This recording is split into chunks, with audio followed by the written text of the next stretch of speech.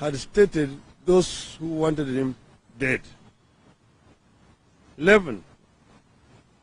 As a party, we demand an immediate end to the selective and vindictive process Ruto was embarked on with regard to disappearances and extrajudicial executions.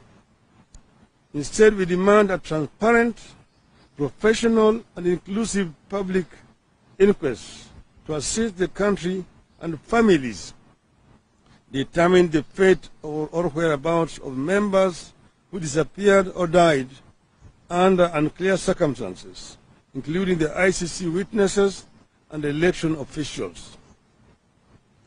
12.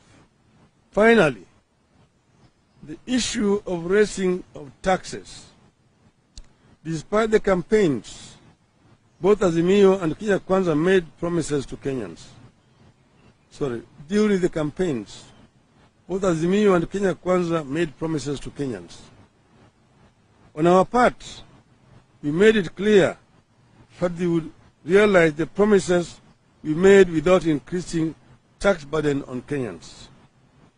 It remains our position that Kenyans cannot afford and should not be asked to pay extra taxes for the Uda regime to realize the outlandish and unrealistic promises it is pursuing.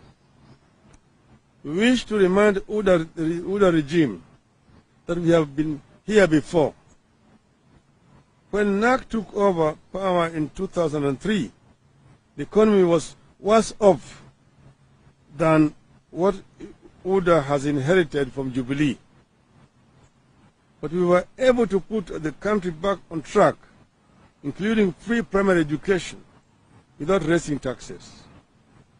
The Grand Coalition government picked up from the ashes of post-election violence and rebuild the economy, including massive infrastructure, without raising taxes.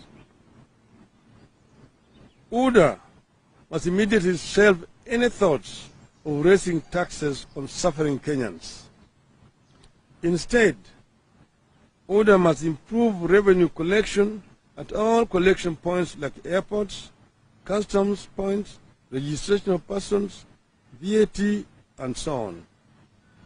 It must stop diversion of revenue, reform institutions like the KRA, NSSF, NHIF, and government procurement.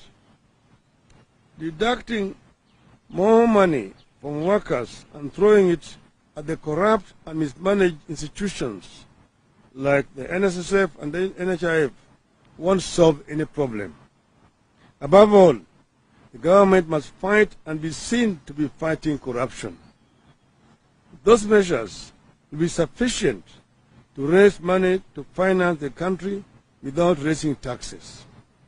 We will resist any attempt by the government to unilaterally raise taxes to finance corruption. End of statement. Thank you.